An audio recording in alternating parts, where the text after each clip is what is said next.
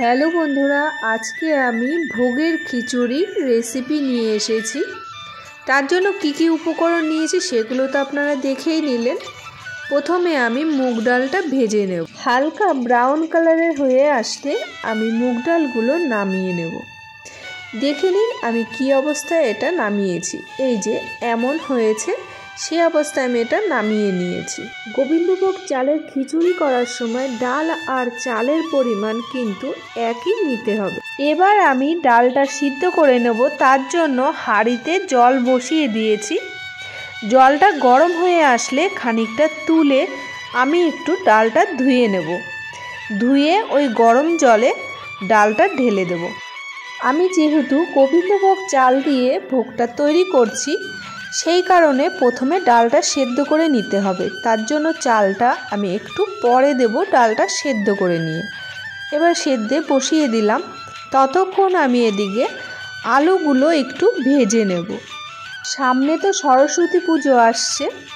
সরস্বতী পুজোয় এই ভোগের খিচুড়ি করে নেবেন, খুব ভালো হবে। পুরো রেসিপিটা দেখে যদি ভালো লেগে থাকে অবশ্যই একটা লাইক, কমেন্ট, শেয়ার করে দেবেন। আর চ্যানেলে যদি নতুন বন্ধু হয়ে থাকেন তাহলে অবশ্যই একটা সাবস্ক্রাইব করে দেবেন, যাতে নতুন নতুন রেসিপি দিলে তাড়াতাড়ি আপনার কাছে পৌঁছে যায়। বলতে বলতে দেখুন আলুগুলো কিন্তু ভাজা হয়ে গেছে। আলুগুলো এদিকে ভেজে নেওয়া হয়ে গেলে আমি এই তেলেই ভেজে নেব গাজর। হালকা করে ভাজবো, খুব বেশি কিন্তু আমি ভাজবো না। আপনারা যদি চান গাজরটা না ভেজেও একবারে দিয়ে দিতে পারেন। ডালটা দেখুন আমার সেদ্ধ হয়ে গেছে। এবার কিন্তু আমি চালটা দিয়ে দেব। আর চালটা আমি আগে থেকে একটু 10-15 মিনিট মতো ভিজিয়ে রেখেছিলাম। আর জল ঝরিয়ে এখন দিয়ে দিচ্ছি। চালটা দেওয়া হয়ে গেলে একটু নেড়ে নিয়ে দিয়ে দেব গাজর ভাজা আর আলু ভাজা, যেগুলো আমি ভেজে রেখেছিলাম, আর টমেটো কুচি দিয়ে একটু নেড়ে এবার আমি ঢেকে দেব। ঢেকে দেওয়ার কিছুক্ষণ পর আবার খুলে নিয়ে দিয়ে দিচ্ছি মটরশুঁটি। দেখুন প্রায় কিন্তু হয়ে এসেছে। এবার আমি স্বাদ অনুযায়ী দিয়ে দিচ্ছি নুন আর দিচ্ছি হলুদ গুঁড়ো। হলুদটা তো দিতেই হবে, যেহেতু খিচুড়ি তো হলুদই হয়, তাই আমি হলুদটাও দিয়ে দিলাম। দিয়ে এবার ভালোভাবে নেড়ে চেড়ে নিচ্ছি।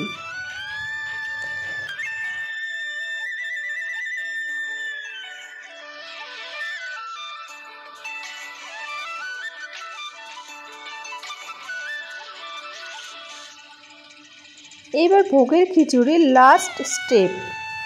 এখানে আমি বাটা মশলা করে নেব। দিচ্ছি জিরে, আর দিচ্ছি রাঁধুনি, আর 2 কুচি আদা, আর 2টো লঙ্কা বেটে নিয়েছি কিন্তু আমি একসাথে। আর এখানে দিয়ে দিলাম তেলের ওপরে তেজপাতা, 5 ফোড়ন আর শুকনো লঙ্কা। দিচ্ছি কাজু, কয়েকটা কাজু দিয়েছি। আর কিশমিশ ভিজিয়ে রেখেছিলাম, সেই ভিজিয়ে রাখা কিশমিশটাই দিয়ে দিলাম তেলের ওপর। দেখুন কেমন ফুলে উঠেছে। এবার দিয়ে দেব বাটা মশলা।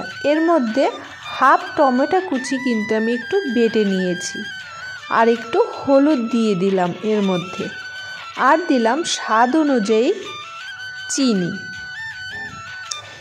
চিনিটা দিয়ে আমি ভালোভাবে আবারও একটু নেড়ে নেব। দেখুন চিনিটা দেওয়াতে কত সুন্দর একটা কালার এসছে।